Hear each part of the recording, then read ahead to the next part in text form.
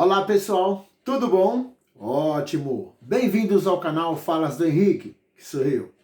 Como vocês já sabem, aqui no nosso canal a gente fala sobre exemplos edificantes de pessoas que deixaram sua marca na história e de acontecimentos que, com o passar do tempo, se tornaram importantes.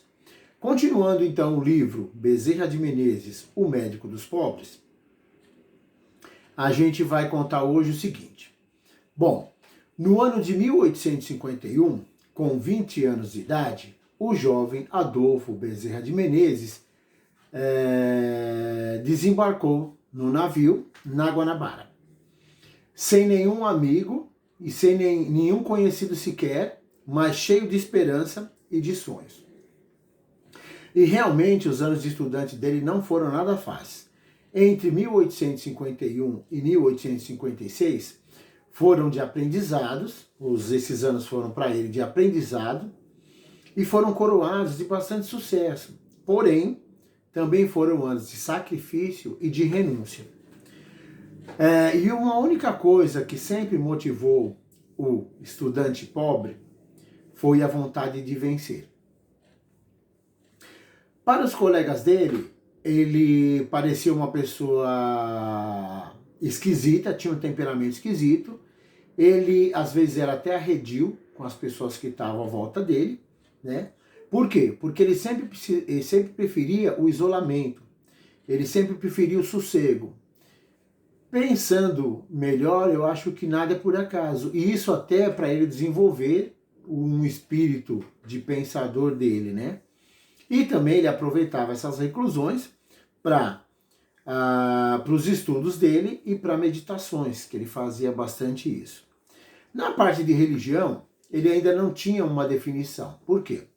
Porque ele tinha a formação católica, herdada dos pais dele, mas aquele catolicismo nordestino, cheio de crendices e cheio de folclore também, com muitas histórias folclóricas, mas também alguns fatos espíritas, né, que aconteciam aqui e ali, e isso tudo misturando na cabeça do menino.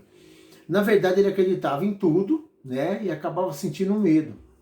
Uma vez ele até ouviu que os espíritos os mortos podiam vir conversar com os vivos, e aí ele ficou bem impressionado mesmo, isso causou bastante medo nele. Quando ele tinha 9 anos de idade, ele teve o primeiro contato dele com um exorcismo de uma moça conhecida da família, e aí veio o padre para fazer o exorcismo, então ele ficou sabendo de tudo. Porém, o padre não conseguiu realizar o exorcismo. Era um caso de obsessão, mas por mais que o padre quisesse, não conseguiu resolver o caso. Com o tempo, a moça até ficou boa, mas por outros motivos e com outras ajudas que não foi a do padre.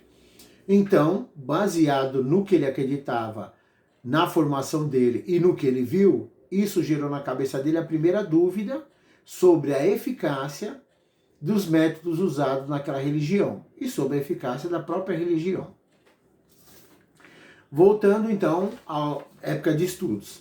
Como os anos de estudos para o Adolfo Bezerra não foram fáceis, sempre foi cheio de sacrifício, sempre cheio de renúncia, porém, nesse tempo ele sempre viveu essas dificuldades, sempre viveu com resignação e sempre com serenidade. E isso muitas vezes até impediu ele de desistir no meio do caminho e de se dar como derrotado. Mas, com o passar do tempo, ele viu que as economias dele, as que ele tinha, começou a acabar. E aí ele viu a necessidade de precisar trabalhar para o seu sustento. E nisso ele começou a lecionar para poder garantir aí tanto o sustento dele como até o custo da própria faculdade da escola. Aí o que ele começou a fazer? Ele dava aulas nos intervalos e à noite. Mas como ele não possuía livros, o que ele fazia? Ele sempre tinha que recorrer à biblioteca. Tanto para preparar as aulas que ele ia dar para os alunos dele, como para os próprios estudos dele. Como ele não tinha livro, ele precisava recorrer para todas as pesquisas, tudo que ele tinha que estudar, recorrer para a biblioteca. Ele nunca gostou de incomodar os amigos dele, mas não era por egoísmo nem outro motivo não. Tanto é que ele sempre esteve disposto a ajudar quem chegava a ele. Quem precisasse, ele sempre estava a postos para ajudar. Tanto que, apesar dos colegas verem ele, né, daquele temperamento arredio, sempre muito tímido, com essas coisas, com essas ajudas que ele fazia, as pessoas, a turma sempre via ele com uma autoestima. E a autoestima que as pessoas dedicavam ele era geral, pelo jeito dele.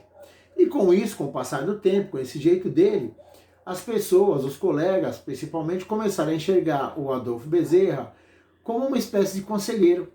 Ou seja, aquela pessoa que estava sempre disposta a ajudar, sempre tinha palavras meditadas, sempre palavras com reflexão e sempre com suavidade na forma de falar.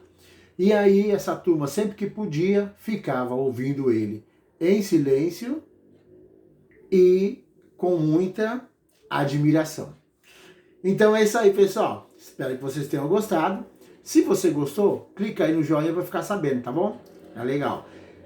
Se inscreve no nosso canal, ativa o sininho e até o próximo vídeo. Lembrando, hein?